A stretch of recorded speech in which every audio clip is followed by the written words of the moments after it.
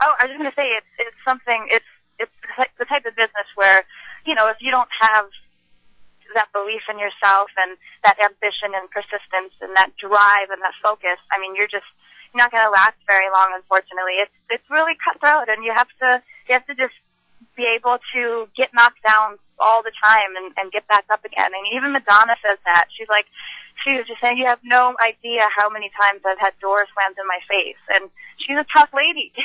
She got back up there and kept going. So the business is very different than people think it is. It's rough. I mean, again, I'm grateful to be doing what I'm doing, but, you know, there is that downside.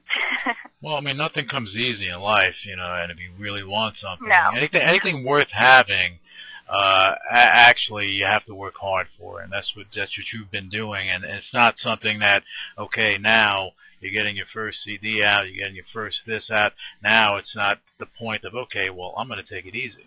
You know, we talked before the show. Oh, yeah, no. Yeah. And, you know, I'll tell you something that I always do is when I get fan mail from children that are, you know, 12, 11, just younger than I always remind them, because they always ask me, you know, how can I be like you? How can I get into the industry and do what you're doing? And I always tell them, I say, well, you can go to college, you can get straight A's, you can have, you know, get your degree, and if you want to be like me, that's what you can do. Because I really believe in balance, and like you said, it's a very cutthroat business, and I think people can go out there and do it all. I don't feel like you have to give up one thing for another. So it's hard work is a beautiful thing when you want something this badly. Well, I'm glad to hear that you're putting out that positive note to kids, because they need that. They need to look up to someone that is actually achieving things, but also, you know, someone that is doing the right thing and saying, okay, you know, kind of like, you know, way back when Hulk Hogan, eat your vitamins, do this, stay in school. You know, you're putting out that positive message for the kids, and that I give you a big thumbs up on, because, you know, in today's society, these kids need that. They need that, and you're giving that to them. They do. Thank you. Yeah, they do. I looked at so many celebrities, and it upsets me, because these kids, they really do look up to celebrities, and I mean, all my lyrics are about self-empowerment and positivity, and it's just really important for people to like themselves and to feel good about themselves, and I just want to put that out in the world and, you know, make people smile. So thank you for saying that. I really, really appreciate it. but it's true, Tina. You know, you are, by you doing that and taking the time to write back to the fans, and you see them, you see they're young, so they're still developing of who they're going to be.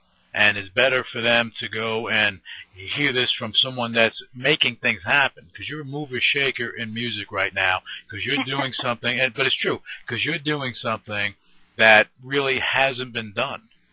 You know, in Hollywood, acting, stuff like that, movies, one thing. But in music, not much. Even though I know there was a song that Snoop Dogg did, I think it was Snoop Dogg, and he had some Indian type of music or Middle Eastern type of music in the background, or whatever he was doing with that, you know, but it's not a major push. You're making a major push. Yeah, you know, I'm grateful for all of those. A lot of hip-hop artists have put samples of Indian sounds in their music, and I'm like, the more the better, because that just hopefully sets up my release into the world, and the more people hear Indian sounds, I think they'll just be familiar with what I'm doing. And yeah, there has not been that one Bollywood genuine artist, but there has been a lot of sampling, so, you know, the more the better. No, I hear that, but I Keep going, Snoop Dogg. Bring there it you on. go. But I heard your song, and it, again, you know, your music, it was interesting, because you had I know you had some traditional instruments in there, but you also had a modern sound. So this is something that they can go, you can hear it on the radio, and it makes you want to get up and start moving around, but that is your goal, and that's what you've done. Yeah, I don't even know, to be honest, that I had a goal. I made music years ago, and I did have an intention. I wanted to write hit songs and, like, you know, be more, write whatever it would take for it to become popular, like make Britney songs, you know? And I love Britney, but I'm not at all like her. So this album, I just said to myself, you know what? Why don't you just do something that's just a genuine reflection of everything that you are, everything you've grown up with.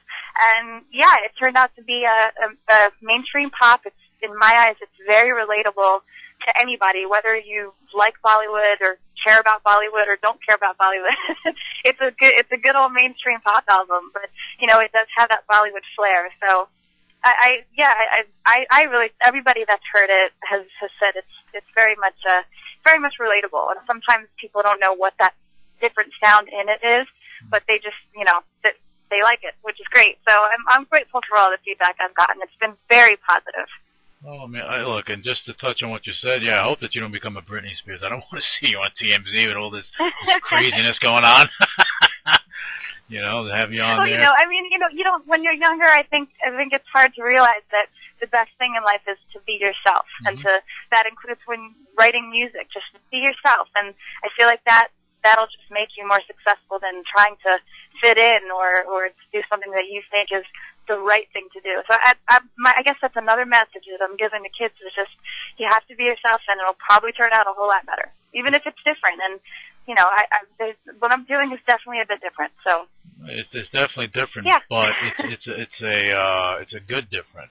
And I need to ask you this, Tina, because I meant to ask you. You're welcome. I meant to ask you this before, but I kind of like, you know, I drift off when I have guests on the show because it turns more into a conversation than a Q&A. But there's certain questions that I need to pop out because I think our listeners would definitely be interested in it. Now I need to ask you: did you ever have a plan B if your plan A didn't work out? You know, your plan A being your music career. Did you have that plan B in your back pocket? Yeah, I mean, I still I believe heavily in the plan B. I'm kind of a person that I'm very stubborn. When I want something, I will work extremely hard to get it.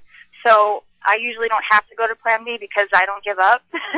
But you know, plan B was the reason I got my biology degree, and I made sure to graduate with straight A's. And you know, I mean, I love bio too. Probably shouldn't admit that either, right? but I love science, and that was I guess that would have been my plan B. Luckily, I'm getting calls from people like Ringo Starr to come over to their house and play with them. So things are going great so far. Yeah, plan Bs are important. I think balance and being sensible, the right thing to do in life. Let me tell you something. Got to be prepared for anything, right? I know, without a doubt. But let me tell you something.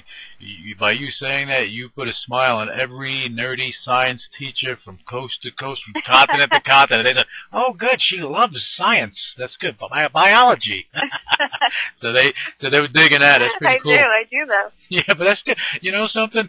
It shows, and again, I keep going to the example that you give the kids out there, because basically you tell them, you know, hey, you know what? It's okay to be smart. It's okay to enjoy science. It's okay to excel in school and also be popular. It's okay. And that. Oh yeah, I mean, I used to try to be cool and you know, just do anything that would make people perceive me as cool. And now I'm like, I don't care, whatever. I like science. Take it or leave it. And I'm all about being yourself and all about, you know, just not being fake. I can't stand when people try to act tough or cool, and that's not really them. So life's too short for all that garbage, you know? Oh, I hear you. You know, so I'm admitting it on your radio show. I'm a bit of a science geek. But that's okay, though. That's all right. You know, but I want to congratulate you on the Ringo Starr thing. I think that's a big thing. How did you feel when you got that call? Are you kidding? Wait, did you see the video? No, I didn't. Not yet. You have to. There's a video of me showing him a bit about the tabla on my YouTube channel. He's so funny. I went over. I got a call from you know, Dave Stewart of the Eurythmics. Yes. Yeah, so he called me up and he's like, and we've been friends for a while, and he's like, do you want to go over to Ringo's house today and just sing on his album and play some tabla on his album? And I was like, I don't know, I might have to check my schedule. Like, of course I want to go. So, you know, got ready, went over there, and he really is a star. He's hysterical, but also humble and just so down to earth, and he just had me laughing the whole time. I was trying to sing for his album, and he was cracking jokes the whole time. Mm-hmm. And I was like, Ringo, really? Do you want me to sing? Or, I mean, nonstop laughter. The guy's amazing. But there's a video of me showing him a little bit about the tabla on my YouTube site, and he's just he's the greatest. So that was a really